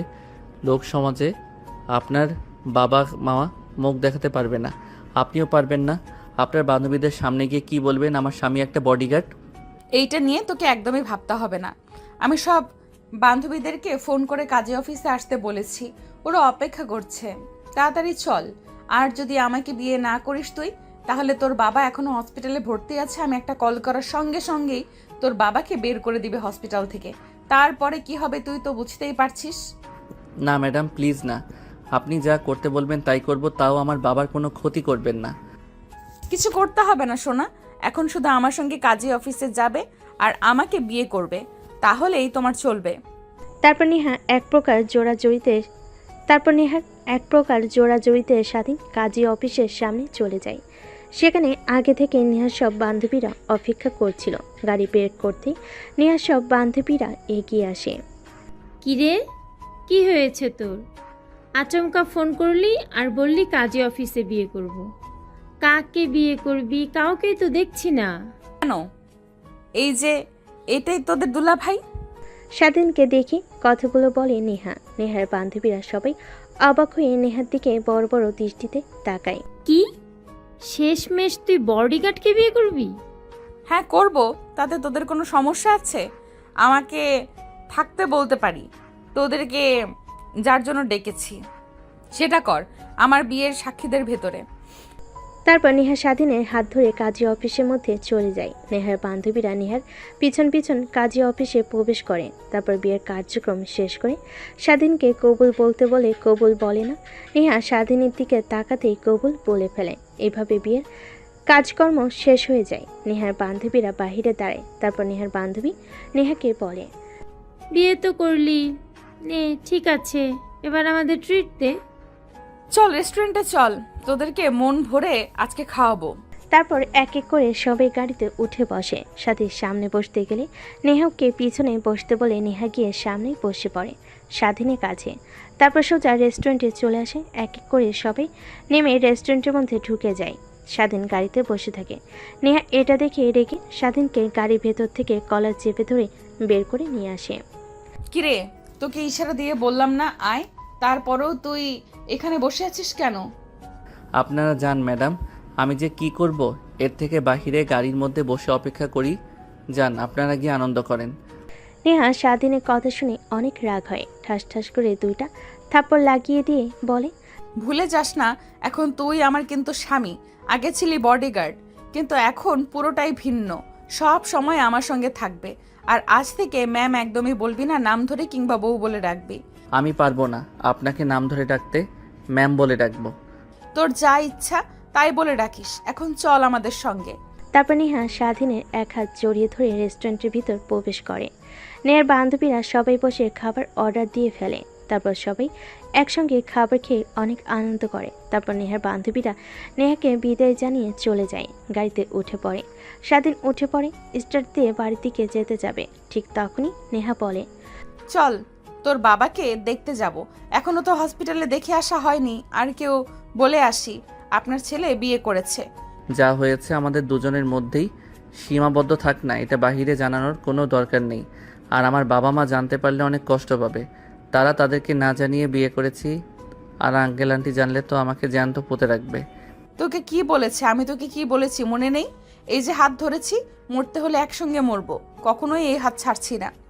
কথাটা বলে নেহা স্বাধীনের হাত ধরে আঙ্গুলের মধ্যে মুষ্টিবদ্ধ করে নেয়। তারপর স্বাধীন এক হাতে আলতো করে একটা চুম্বন দেয়। স্বাধীনে কেন জানি অনেক ভালো লাগা কাজ করে, কিন্তু তা প্রকাশ করে না। নেহার কাছ থেকে হাত ছাড়িয়ে গাড়ি স্টার্ট দিয়ে হাসপাতালের দিকে যেতে লাগে। অবশ্য দেখতে ইচ্ছে করছিল, ঠিক তখনই নেহা তার মনের কথা বলে ফেলে। একটু পর হাসপাতালে চলে আসে। নেহা বাড়ি থেকে কিছু ফুডস কিনে নেয়। তারপর স্বাধীনের বাবার কেবিনে গিয়ে দেখেন স্বাধীনের মা আর বোন বসে তার বাবার সঙ্গে কথা বলছে। স্বাধীন গিয়ে পাশে বসে পড়ে নেহাকে একটা চেয়ারতে বসার জন্য। বাবা তুই এসেছিস, তোর কথা অনেক মনে পড়ছিল। আমার ফোন করব, কিন্তু তোর মা বলে ফোন বাসায় রেখে এসেছে। দেখো তুমি মনে করেছো আর আমি চলে এসেছি, এখন কেমন লাগছে? হ্যাঁ অনেক ভালো লাগছে। আমার ডাক্তার বলেছে কালকে আমাদের রিলিজ করে দিবে, বাসায় যেতে পারবো আর আমি আগের মতো হাঁটাচলা করতে পারবো। বাবা আমার চিকিৎসার জন্য তুই এত টাকা কোথা থেকে জোগাড় করলি? তোকে অনেক হার্ডওয়ার্ক করতে হয় তাই না? আরে না বাবা, এটা দেখছেন ম্যাডাম, তিনি আমাকে টাকা দিয়েছেন তোমার চিকিৎসা করানোর জন্য। আর অনেক ভালো, আমারে যেই বাসায় কাজ করি ওই বাসার মালকিনের মেয়ে। আর আপনার ছেলের বউ? কি? হ্যাঁ মা, আপনার ছেলে আমাকে বিয়ে করেছে আপনাদেরকে না জানিয়ে। এরকম কথা বলবে এখানে কখনো ভাবতেও পায়নি স্বাধীন। তারপর নেহাকে এক হাত ধরে কেবিনের বাইরে নিয়ে আসে। তারপর উচ্চস্বরে বলতে লাগে, আপনাকে কি বললাম শুনতে পাননি? বললাম না আমার মা বাবার সামনে গিয়ে কখনো এইসব কথা বলবেন না। ভুল হয়েছে, আপনার কাছ থেকে টাকা নিয়ে আমার বাবাকে চিকিৎসা করিও। এর থেকে আমার বাবা যদি মারা যেত ভালো হতো। আমার বাবা অপারেশন করেছে, হার্টের সমস্যা। যদি আবার কিছু হয় তাহলে আপনার খবর আছে। তুমি আমাকে এইভাবে কথা বলতে পারলে? তোমার স্ত্রীকে রেগে কথা বলতে পারলে? যাও, তোমার সঙ্গে আর কোনো কথা নেই আমার। তারপর নেহা স্বাধীনকে রাগ দেখিয়ে স্বাধীনের সামনে থেকে হসপিটালের বাইরে চলে আসে। স্বাধীন কেবিনে প্রবেশ করে স্বাধীনের মা আর তার বাবা তার দিকে অগ্নি দৃষ্টিতে তাকিয়ে থাকে। বিশ্বাস করো বাবা মা, উনি যা বলছেন একদমই মিথ্যা কথা। সব সময় ফান করে তো, তাই তোমাদের সঙ্গে দুষ্টামি করেছে। উনি আমার মালকিনের মেয়ে, উনি কখনো আমাকে বিয়ে করতে পারে? তাহলে মেয়েটাকে এইভাবে হাত ধরে বাহিরে নিয়ে গেলে কেন? আর কোথায় চলে গেলে? নাকি ভিতরে নিয়ে আয়? ধন্যবাদ বলতে হবে তো, বাবাকে এতগুলো টাকা চিকিৎসার জন্য দিয়েছে সে। অন্য আরেকদিন বলো, আমি বাসায় নিয়ে গেলে তখন। এখন যেতে হবে, ফোন করেছে আঙ্কেল। আর কালকে আমি এসে তোমাদেরকে নিয়ে বাসায় রেখে আসবো। তারপর স্বাধীন তার মা বাবার কাছ থেকে বিদায় নিয়ে চলে আসে হসপিটালের বাইরে। এসে দেখে নেহা রাগ করে গাড়িতে বসে আছে। স্বাধীন গাড়ি স্টার্ট দিয়ে যেতে লাগে। পিছন থেকে নেহা ভাবতে লাগে, এ কাকে বিয়ে করলাম? স্ত্রী রাগ ভাঙাতে পারে না। তারপর স্বাধীন গাড়ি চালাতে চালাতে বলতে লাগে, জানি না ম্যাম কিসের জন্য আমাকে বিয়ে করেছেন, কিন্তু কখনোই আমার কাছ থেকে স্বামীর অধিকার আশা করবেন না। হ্যাঁ, এটা আশা করতে পারেন আপনার শারীরিক চাহিদা পূরণ করতে পারবো, কিন্তু কখনো স্বামীর যে ভালোবাসা ওইটা কখনো আমার কাছ থেকে পাবেন না আপনি। কেন জানি স্বাধীনের বলা কথাগুলো নেহার বুকে তীরের মতো বেঁধে, কিন্তু স্বাধীনকে কিছু বলতে দেয় না। মন মরা হয়ে যায় স্বাধীনের কথা শুনে। একটু পর গাড়ি এসে ব্রেক করে বাড়ির সামনে। গাড়ি থেকে নেমে সোজা রুমে চলে যায়। দরজা লাগিয়ে দিয়ে কান্না করতে লাগে। জীবনে কখনো কাউকে ভালোবাসলাম না, এত ছেলে আমার পেছনে ঘুরলো, কখনো কাউকে পাত্তাও দিলাম না, শেষমেশ এমন একজনকে ভালোবাসলাম যে কিনা কখনো আমাকে মেনে নিতে পারবে না। মানবে কি করে? আমি তো তাকে সামান্য টাকা দিয়ে দেহের লালসা মিটিয়েছি। অনেক বাজে মেয়ে, আমাকে হিসেবে সে চেনে, কখনো স্ত্রী হিসেবে মানতে পারবে না। এইটা তো যে কোনো ছেলেই। কথাটা ভেবে নেহা কান্না করতে লাগে। অন্যদিকে নেহার মা মেয়েকে রেখে রুমে গিয়ে দরজা আটকে দিতে দেখে নেহার মা রুমের সামনে এসে দরজায় কড়া নাড়তে লাগে, কিন্তু নেহা দরজা খোলে না। এক পর্যায়ে নেহার মা অনেক ভয় পেয়ে যায়। তারপর নেহার বাবার কাছে গিয়ে বলে, নেহা এই যে শুনছো, নেহা রুমে এসে দরজা লাগিয়ে দিয়েছে। এত ডাকাডাকি করছি কিন্তু দরজা খুলছে না। কি হয়েছে তুমি একটু আবার দেখো তো। নেহার বাবা কথাটা শুনে অনেক ভয় পেয়ে যায়, দৌড়ে নেহার রুমের সামনে চলে যায়, দরজায় কড়া নাড়তে লাগে। ওই পাশ থেকে নেহা নিজেকে সামলে নিয়ে বলে, আমি একদম ঠিক আছি, তোমরা যাও, আমাকে একটু একা থাকতে দাও। তুমি একটা কাজ করো, স্বাধীনকে ফোন করে আসতে বলো। ও তো নেহার সঙ্গে সারাক্ষণ থাকে, কি হয়েছে ওর কাছ থেকে জানতে পারবে। স্বাধীন বাধ্য ছেলের মতো নেহার বাবার রুমে আসে। নেহার বাবা ও স্বাধীনের কাছে এসে বলে, দেখো বাবা, তোমাকে আমার ছেলের মতো মানে, তোমাকে চাকরি দিয়েছে। তোমার দুর্দশা দেখে আমার তোমার কথা শুনে এবং তোমাকে দেখে এখনো আমার অনেক ভালো লাগে। তুমি মনোযোগ দিয়ে কাজ করো। কি করি বলো? নেহার কি হয়েছে? রুমে এসে কান্না করছে কেন? স্যার, আপনাদেরকে সব কথা বলবো। প্লিজ আমাকে চাকরি থেকে বের করে দিবেন না, তাহলে আমার পরিবারের না খেতে পেয়ে মারা যাবে। আর আমি নেহা ম্যামের কাছ থেকে দূরে দূরে থাকবো, উনাকে ডিভোর্স দিয়ে দিব। স্বাধীনের কাছ থেকে এরকম কথা শুনে নেহার বাবা মা অবাক হয়ে যায়। তারপর স্বাধীন নেহার বাবা মাকে শুরু থেকে শেষ পর্যন্ত বলে তাদের বিয়ের বিষয়। নেহার বাবা মা দুজনে অবাক হয়ে যায়। তারপর স্বাধীন রুম থেকে চলে যায়। তারপর নেহার বাবা মা আর দুজনে দুজনের মধ্যে কথা বলতে লাগে।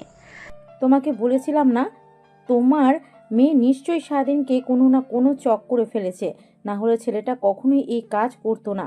দেখেছো, আমার কথা সত্যি হলো।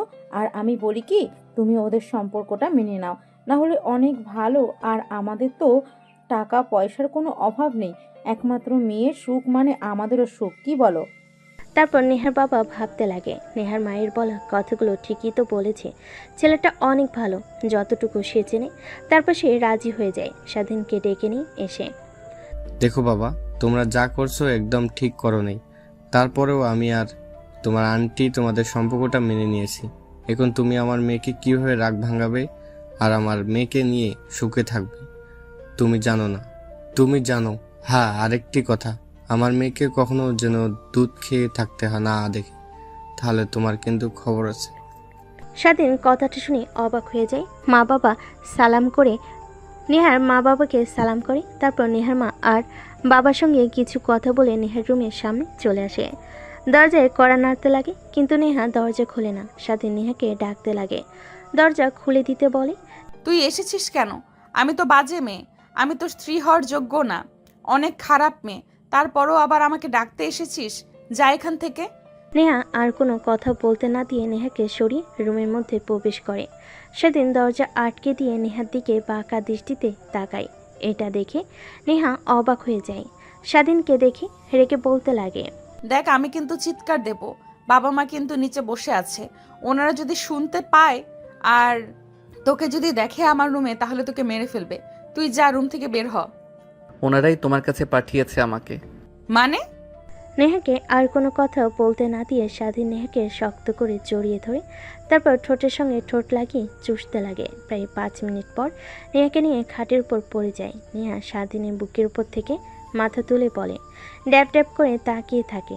এটা দেখে স্বাধীন বলতে লাগে, আঙ্কেল আন্টিকে সব কথা বলে দিয়েছি। তারা প্রথমে অনেক রাগ হয়, হয়তোবা পরবর্তীতে তারা আমাদের সম্পর্কটা মেনে নেয়। আর আরেকটি কথা, তোমাকে অনেক অনেক ভালোবাসি সেই প্রথম থেকেই, কিন্তু কখনো বলতে পারিনি। আমার আর তোমার সম্পর্কের মধ্যে অনেকটা তফাৎ ছিল, কিন্তু এখন বলতে আর কোনো তফাৎ নেই। তার মানে তুমি আমাকে ভালোবাসতে, তাহলে প্রকাশ করনি কেন? ওই যে দুইজনের মধ্যে শক্ত একটা প্রাচীর ছিল, তাই কিছু বলতে পারিনি। তা এখন আমার বাবুর মায়ের কি রাগ ভাঙছে? না, ভাঙেনি। বাবুর মায়ের বাবু লাগবে, যত দ্রুত পারো বাবুর মাকে বাবু এনে দাও।